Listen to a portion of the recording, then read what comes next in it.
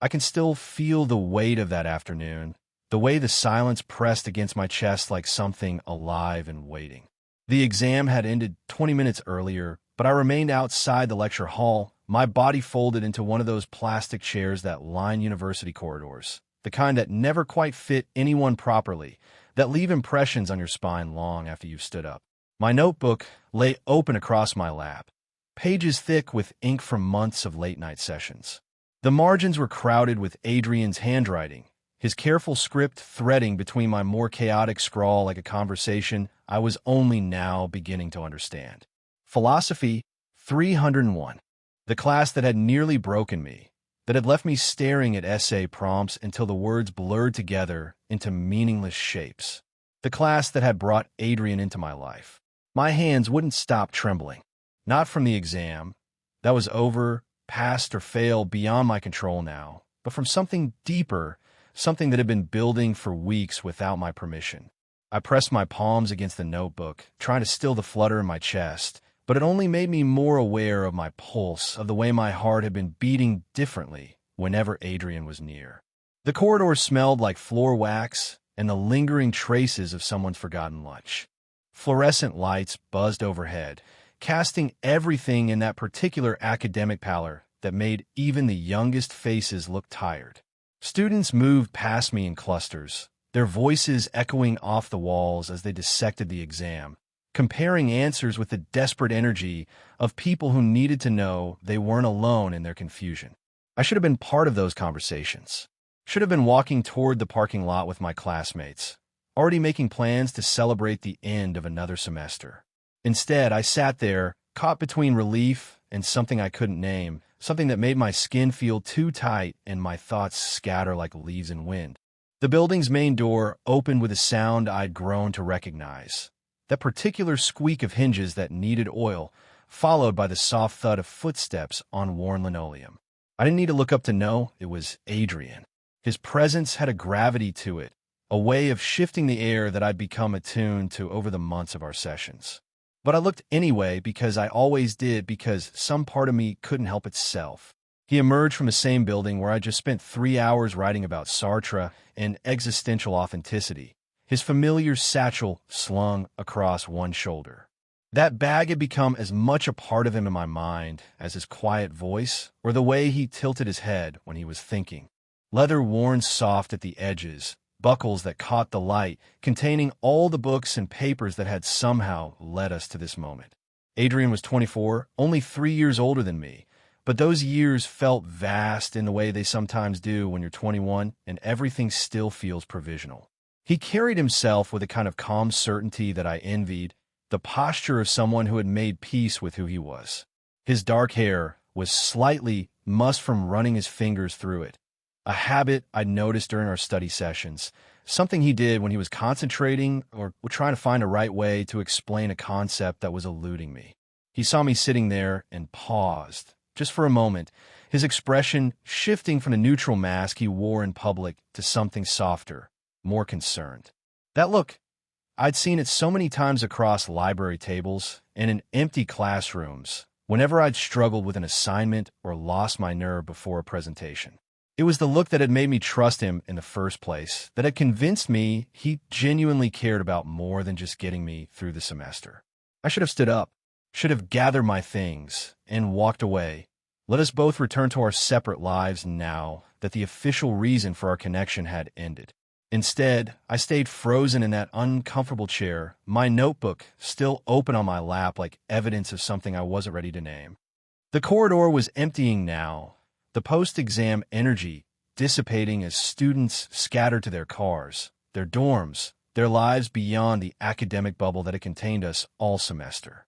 Soon it would be just Adrian and me, suspended in that particular kind of silence that had been growing between us for weeks, the kind where words felt both necessary and impossible. I closed my notebook finally, my fingers brushing over the cover where Adrian's business card was still tucked into the front pocket. Julian Matthews, it had said when he'd introduced himself that first day. Philosophy PhD candidate. Available for tutoring in logic, ethics, and existentialism. Such simple words for something that had become so complicated. He walked toward me with that measured pace of his, not hurried, but not hesitant either. Just Adrian, moving through the world with the same quiet confidence he brought to everything. His footsteps echoed in the mostly empty corridor, and I found myself counting them without meaning to, as if the rhythm could calm the chaos in my chest. When he stopped in front of me, close enough that I could smell the faint scent of his cologne mixed with the coffee he'd been drinking during the exam, I finally looked up. His eyes were the color of strong tea, brown with flecks of gold that I'd memorized during all those hours of sitting across from him, pretending to focus on philosophy when I was really trying to understand what it meant to feel this way about another person. I managed to stand, my legs unsteady in a way that had nothing to do with sitting too long in an uncomfortable chair. The notebook slipped from my lap, and we both reached for it at the same time. Our hands brushed, barely, just fingertips against fingertips, but the contact sent something electric up my arm, a jolt of awareness that made me pull back too quickly. Adrian retrieved the notebook and handed it to me, his fingers lingering just a moment longer than necessary against mine. I told him thank you, and meant it for more than just the notebook. Thank you for the months of patient explanation. Thank you for never making me feel stupid when I couldn't grasp concepts that seemed to come easily to everyone else. Thank you for seeing something in me that I couldn't see in myself. The words felt inadequate, too small for everything he'd given me. But they were all I had, so I offered them into the space between us, hoping he would understand everything I couldn't say. The building around us had grown quiet now, that particular hush that settles over academic spaces after everyone has gone home. Somewhere in the distance, a janitor's cart squeaked down another hallway.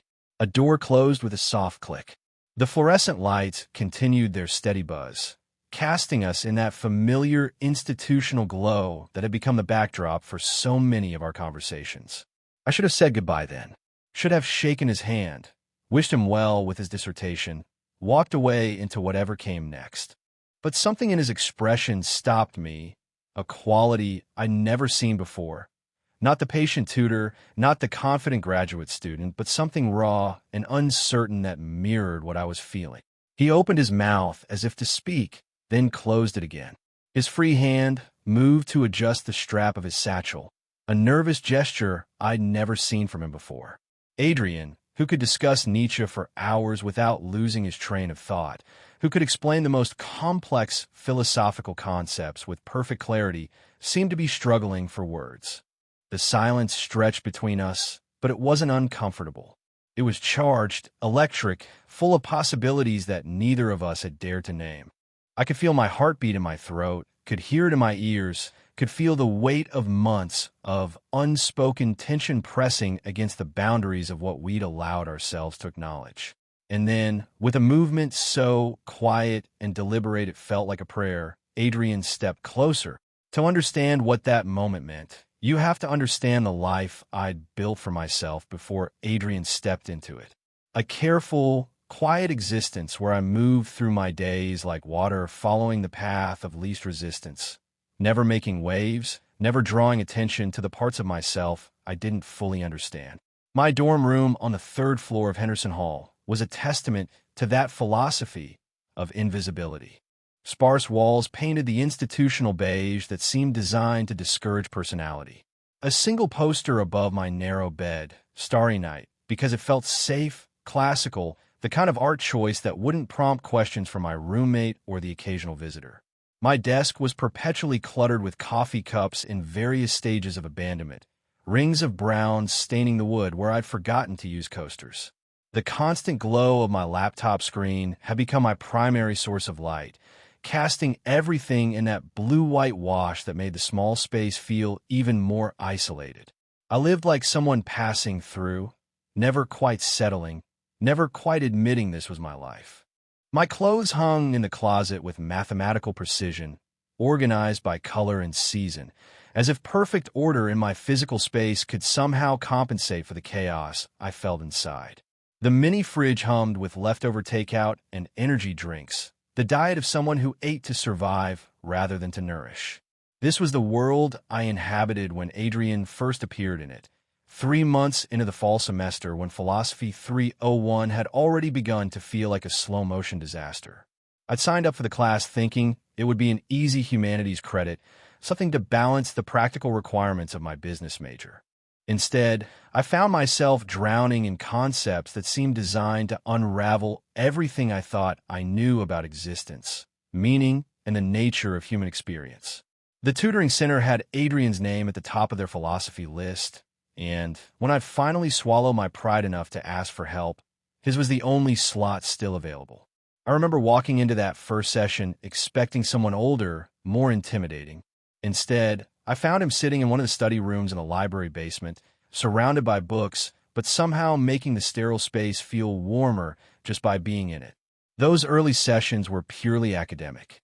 Adrian would spread my failed essays across the small table between us, his pen moving with surgical precision as he identified the places where my arguments collapsed, while my logic faltered.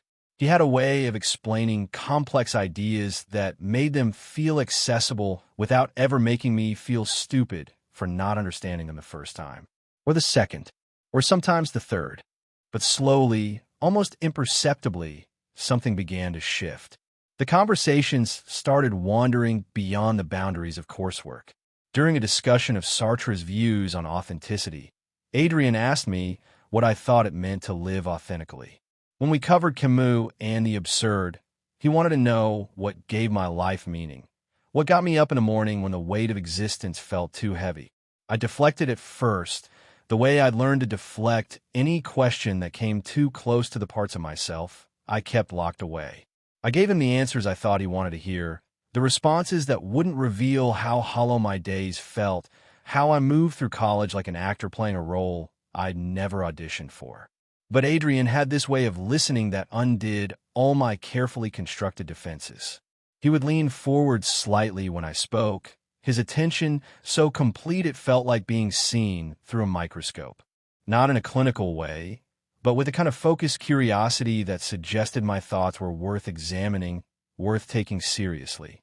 When I would trail off mid-sentence, afraid I'd said too much or revealed something I shouldn't have, he would wait. Patient silence that gave me permission to continue, to go deeper, to risk being known.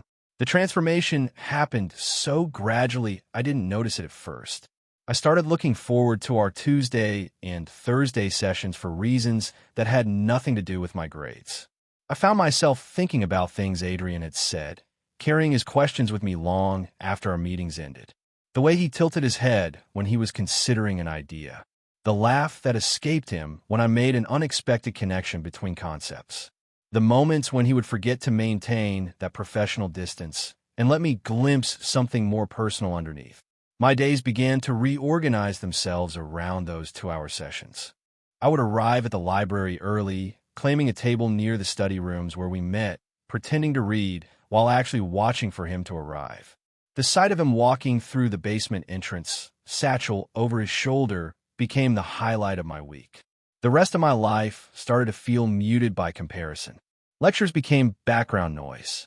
My part-time job at the campus bookstore, once a source of mild satisfaction, felt like a waste of time that could be better spent thinking about whatever philosophical problem Adrian had left me to wrestle with. Even my friendships, already shallow things built around shared classes and weekend plans, seemed to lose their color. I began to realize I was living in two different worlds. There was the gray, predictable existence I'd constructed around expectations and obligations. And there was the electric, uncertain space that existed in Adrian's presence, where ideas mattered and questions were more valuable than answers, where I felt like a more interesting version of myself.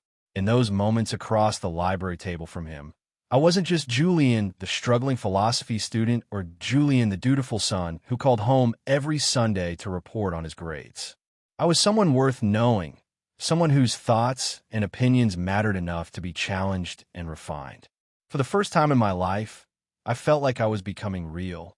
The invitation came during the last week of November, when the library had begun to feel too small to contain whatever was growing between us. We'd been sitting in our usual study room, the same sterile space where we'd spent countless hours dissecting philosophical arguments. but something felt different that evening. The air carried a weight it hadn't before, a sense that we were approaching some invisible boundary that neither of us had acknowledged.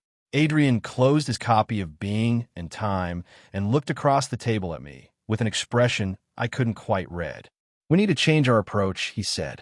"The exam is in a week, and I don't think these sessions are helping you the way they should be." My stomach dropped. I thought immediately of failure, of losing the one constant in my week that made everything else bearable. But then he continued, his voice softer than usual. "I know a place, quieter than here, better for conversation." The cafe he chose was nothing special. One of those dimly lit spaces near campus that survived on student loyalty and the promise of coffee strong enough to fuel all-night study sessions. Weathered wooden tables scarred by years of textbooks and coffee rings, mismatched chairs that creaked when you shifted your weight, walls lined with local art that no one really looked at. The kind of place I might have walked past a dozen times without noticing, but which felt charged with possibility the moment Adrian suggested it. We claimed a table in the back corner, away from the clusters of undergraduates frantically typing papers and the couples having quiet conversations over shared desserts. Adrian ordered his usual black coffee. I asked for something with enough milk to mask the bitter edge I'd never learned to appreciate. Our philosophy books lay open between us, but for the first time in months, they felt like props rather than the main event. The conversation started where it always did, with Heidegger's concept of being in the world, with the examination questions I'd been dreading. But Adrian's questions began to shift, taking on a personal quality that made my pulse quicken. "What does authenticity mean to you, Julian? Not what Sartre says about it, not what you think the professor wants to hear. What does it mean to you?" I found myself talking about the feeling of living someone else's life, of making choices based on what seemed expected rather than what felt true. About the business major I'd selected because it seemed practical, safe, guaranteed to lead to the kind of job my parents could understand and approve of. About the careful distance I maintained from anything that might complicate that narrative. Adrian listened with that complete attention I'd grown addicted to, occasionally asking follow-up questions that pushed me deeper into territories I'd never explored aloud. "Have you ever let anyone really know you?" The question hung in the air between us like something physical, something I could reach out and touch. I deflected at first the way I always did. Made jokes about being an open book, about not having much worth hiding. But something in Adrian's gaze, patient, steady, genuinely curious, wore down my defenses. I heard myself admitting that I'd spent most of my life feeling like I was performing a version of myself rather than actually living. That I'd become so good at giving people what they expected that I'd lost track of what I actually wanted. "What keeps you awake at night?" he asked, and I found myself telling him about the 3 a.m. moments when the carefully constructed walls of my daily routine fell away, leaving me alone with questions I didn't know how to answer. About the growing sense that I was sleepwalking through my own life, missing something essential that everyone else seemed to understand intuitively. The cafe around us began to empty as the evening stretched on, other conversations fading to background murmur. Our coffee had grown cold, but neither of us seemed to notice.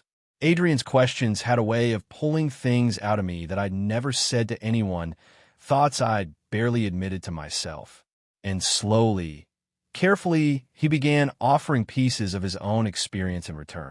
He talked about the pressure of being the first in his family to pursue graduate school, about the isolation of academic life, and the way it could make you feel disconnected from everyone who wasn't living in the same rarefied world of ideas and theories.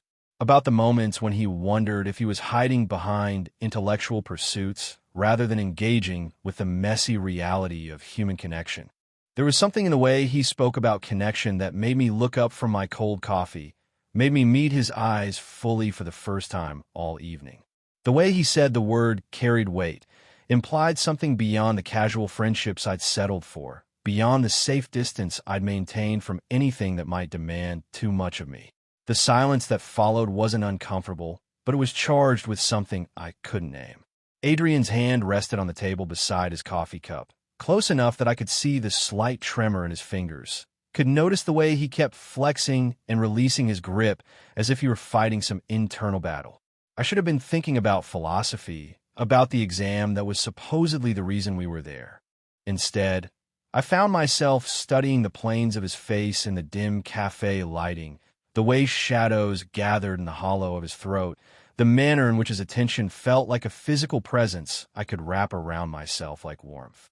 When he finally spoke again, his voice carried a quality I'd never heard from him before. Something vulnerable, almost tentative.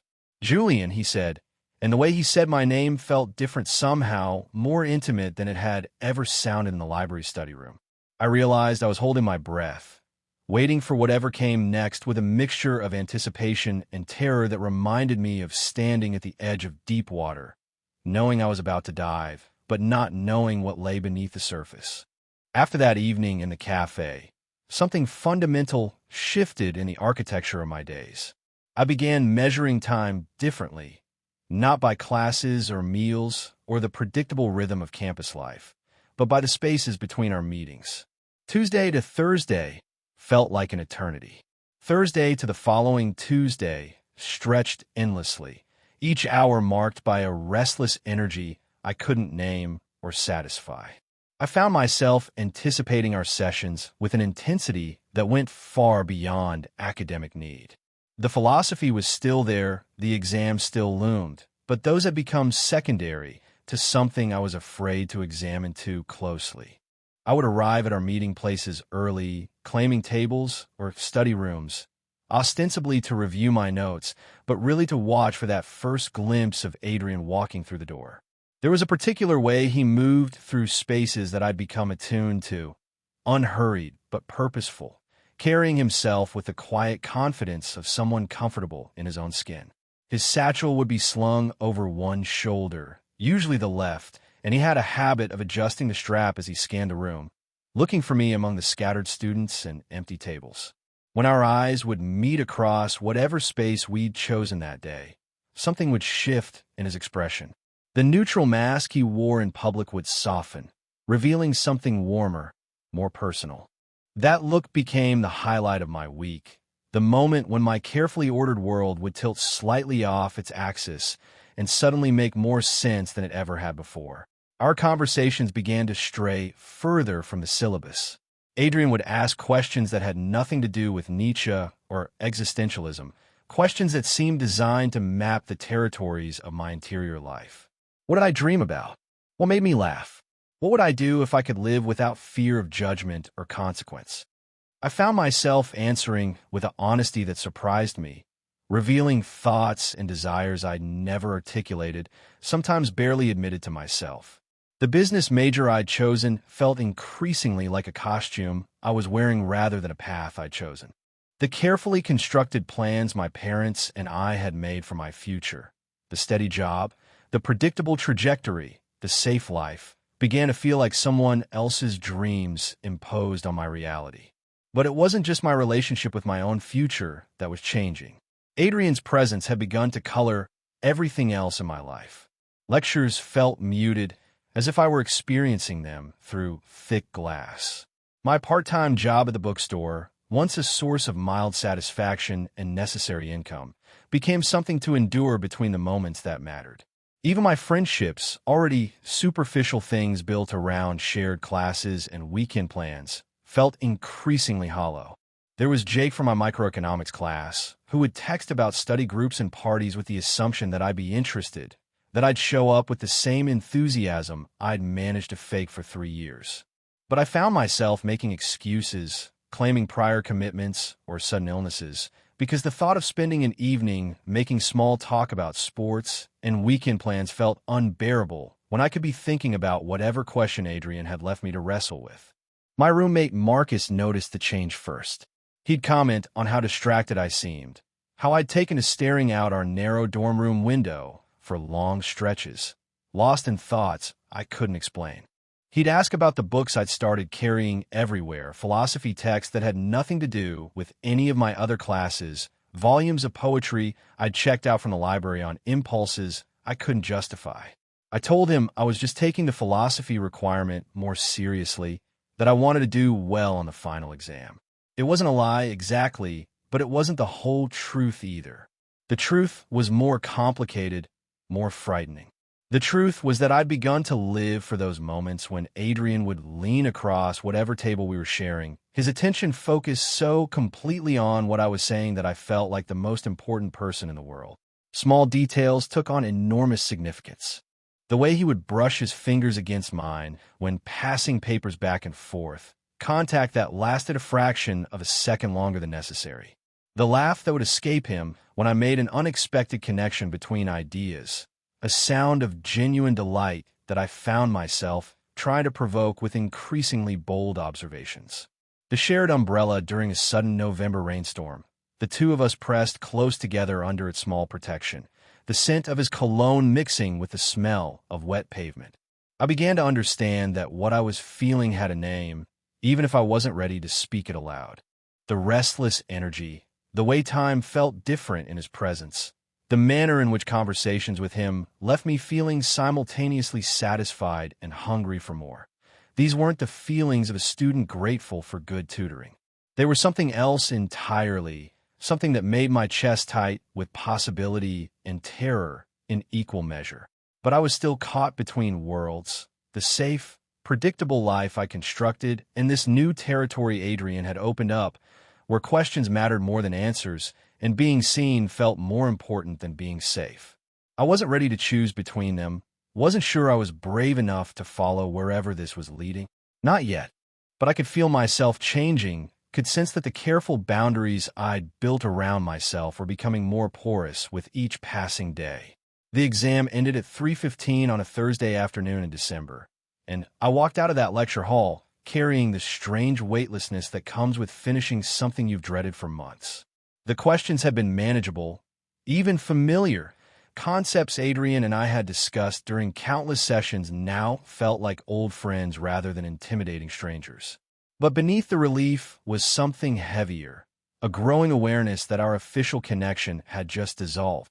I made my way to that plastic chair in the corridor, not because I had nowhere else to go, but because I wasn't ready for this to end. Not the tutoring, that had become secondary weeks ago, but whatever this was that we'd built between us in library study rooms and dim cafes, in conversations that started with philosophy and ended with something much more personal. When Adrian emerged from the building, I felt that familiar shift in the air that his presence always brought. But this time, it was accompanied by something sharper, more urgent. He approached with the same measured pace he always had, but I could see tension in his shoulders, could read something different in his expression that made my heart start beating faster. He asked how I thought the exam went, and I told him it was fine, better than expected. The words felt hollow, like we were both performing a script we'd long since outgrown. We stood there in the emptying corridor, surrounded by the debris of the semester. Discarded papers, abandoned coffee cups, the general sense of academic life winding down, and I could feel us both struggling with the weight of what wasn't being said. "I should thank you," I told him, "for everything, for all the late nights and patient explanations, for believing I could understand concepts that had felt impossible just months before." The words came out formal, distant, as if I were addressing a teacher rather than the person who had become the center of my world. But even as I spoke, I was memorizing details I'd somehow missed during all those hours of studying his face across tables. The way his dark hair caught the fluorescent light, the slight scar above his left eyebrow that I'd never noticed before, the manner in which he was looking at me, as if he were also trying to commit something to memory. We both knew this was goodbye. The semester was over, grades would be posted, and there would be no reason for us to see each other again. Adrian would return to his dissertation, his graduate student life, his world of academic conferences and teaching assistantships. I would go home for winter break, come back for spring semester, continue the path I'd mapped out before he entered my life. The thought should have brought relief, a return to simplicity, to the predictable rhythm I'd known before everything became complicated. Instead, it felt like impending loss, like watching something precious slip through my fingers before I'd even fully understood what I was holding. Adrian shifted his satchel from one shoulder to the other, a nervous gesture I'd never seen from him before. He opened his mouth as if to speak, then closed it again, and in that moment of hesitation, I saw something I'd never seen in him. Uncertainty, vulnerability, the same kind of internal struggle I'd been carrying for weeks. "Julian," he said, and my name and his voice sounded different than it ever had in 3 months of tutoring sessions. There was weight to it, intention, as if he were testing how it felt to say it in this new context, this space beyond the boundaries of student and teacher. "I want you to know," he continued, his voice quieter now, more careful, "that these months have meant something to me. More than just tutoring. More than I expected when we started." The words hung between us like a confession, and I felt something in my chest crack open. This wasn't the professional courtesy of a graduate student wrapping up a successful tutoring arrangement. This was something else entirely, something that made the air feel charged with possibility and danger in equal measure. I tried to respond, to find words that could match the honesty he'd just offered, but before I could speak, he stepped closer, close enough that I could see the gold flecks in his brown eyes, could smell the faint scent of his cologne mixed with coffee and something uniquely him that I'd become addicted to without realizing it. And then, with a movement so deliberate it felt like the culmination of everything we'd been building toward for months, he leaned forward and kissed me. It wasn't dramatic in the way kisses are supposed to be in movies or books. There was no sweeping music, no sudden downpour, no moment of perfect cinematic timing. It was just Adrian, in a half-empty university corridor under fluorescent lights, pressing his lips to mine with a gentleness that somehow contained all the weight of everything we'd been too afraid to say. The kiss lasted perhaps 3 seconds, maybe 4, but in that brief span of time, everything I thought I knew about myself, about what I wanted, about who I was capable of becoming, rearranged itself into something entirely new. It was terrifying and liberating and completely inevitable all at once. When he pulled back, his eyes searched my face for some sign of how I'd received this gift he'd just given me. And I realized that for the first time in months, maybe years, I wasn't thinking about what I should do or what was expected of me or what would be safe. I was only thinking about the taste of his lips, the warmth of his breath against my skin, and the devastating recognition that this was what I'd been waiting for without knowing I was waiting at all. The kiss ended, but its effects rippled through me like aftershocks from an earthquake. I stood there in that empty corridor, my lips still warm from Adrian's touch, my entire understanding of myself shifting beneath my feet like unstable ground. He stepped back, his eyes searching my face with an expression caught between hope and fear, waiting for some sign of how I would respond to what had just happened between us. I should have said something, should have found words to match the magnitude of what he'd just given me, should have been able to articulate the way that brief contact had illuminated corners of myself I'd kept in darkness for years. Instead, I stood there frozen, my heart hammering against my ribs, caught between the overwhelming urge to close the distance between us again and the equally powerful need to run. Adrian seemed to understand my paralysis. He told me to think about what I wanted, his voice gentle but serious, carrying no pressure, no demand for immediate answers. Then he walked away, leaving me alone with the taste of possibility on my lips and a choice I wasn't sure I was brave enough to make. The next few days passed in a haze of internal war. I moved through the motions of end-of-semester life, packing up my dorm room, saying goodbye to classmates, preparing for the drive home, but everything felt distant, muffled, as if I were experiencing it all from underwater. My phone buzzed occasionally with texts from Adrian, simple messages asking how I was doing if I wanted to talk. I stared at each one for long minutes before deleting them unanswered, too afraid of what I might say if I allowed myself to respond. I tried to convince myself that I could return to the life I'd known before him, that I could go home for winter break, spend a few weeks in the familiar rhythms of childhood. My old bedroom with its high school trophies and faded posters, family dinners where the most complicated topic of conversation was my grades or my mother's work schedule. I told myself that the distance would provide clarity, that I would realize this had all been some kind of temporary madness brought on by stress and proximity. But the taste of his kiss followed me everywhere. I would be brushing my teeth, or eating breakfast, or sitting through my final exams, and suddenly the memory would surface with such vivid intensity that I would lose track of where I was, what I was supposed to be doing. The careful life I'd built felt increasingly like a costume I was wearing rather than something that belonged to me.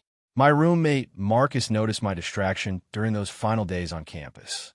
He would ask if I was feeling all right, if something had happened, if there was anything I wanted to talk about. I gave him the same bland reassurances I've been offering everyone, just tired from exams, ready for a break, looking forward to going home. The lies felt heavier each time I told them, but the truth felt impossible to speak aloud. How could I explain that a kiss in a university corridor had undone years of careful self-construction? That I was suddenly questioning everything I thought I knew about what I wanted, who I was, what kind of life I was capable of living. The words existed somewhere in my mind, but reaching for them felt like trying to grasp smoke. I packed my bags with methodical precision, folding clothes and organizing textbooks as if perfect order in my physical possessions could somehow compensate for the chaos in my head. Adrian's business card was still tucked into the front pocket of my philosophy notebook, his phone number written in that careful script I'd memorized. I stared at it for a long time before closing the notebook and placing it in my suitcase, unable to throw it away, but not ready to use it either. The night before I was supposed to leave for home, I found myself walking the campus paths I'd traveled hundreds of times over the past semester. Past the library where we'd spent those early sessions, past the cafe where everything had begun to change, past the building where he'd kissed me and shattered my understanding of myself. Each location carried weight now, had become part of a geography of transformation I wasn't sure I was ready to leave behind. I thought about Adrian in his apartment somewhere across town, probably working on his dissertation or grading papers, living his life while I wrestled with the choice he'd given me. Part of me wanted to imagine that he was struggling too, that the kiss had affected him as deeply as it had me. But another part was terrified that this had been just another moment for him, that I was attaching significance to something he'd already moved past. The war in my mind continued through my last night in the dorm, through the drive home the next morning, through the first few days of winter break. I helped my mother with holiday preparations, caught up with old friends who seemed suddenly young and unfamiliar, attended family gatherings where I smiled and nodded and answered questions about school, while feeling like I was watching someone else's life unfold. But the questions Adrian had asked me over those months of tutoring sessions wouldn't leave me alone. What does it mean to live authentically? Have you ever let anyone really know you? What would you do if you could live without fear? And underneath all of it, the memory of that kiss, gentle and devastating and completely honest, calling me toward a truth I was finally ready to stop running from. The moment of truth came on a Tuesday night in January, 3 weeks into winter break, when the weight of pretending had finally become unbearable. I was sitting at my childhood desk, staring at a half-written essay for spring registration, trying to convince myself that I could return to campus and continue as if nothing had changed. The business courses I'd selected looked foreign on the computer screen, like someone else's choices imposed on my life. I closed the laptop and walked to my window, looking out at the suburban street where I'd grown up, where everything was predictable and safe and utterly insufficient. The streetlights cast the same patterns they always had, illuminating the same driveways and mailboxes and carefully maintained lawns that had formed the backdrop of my first 21 years. It was a good life, the kind of life people worked hard to achieve. It should have been enough. But Adrian's questions echoed in the silence of my childhood bedroom. What would you do if you could live without fear? The answer had been building in my chest for weeks, growing stronger despite my attempts to ignore it, despite the rational voice that insisted I should be grateful for the safe path I'd been walking.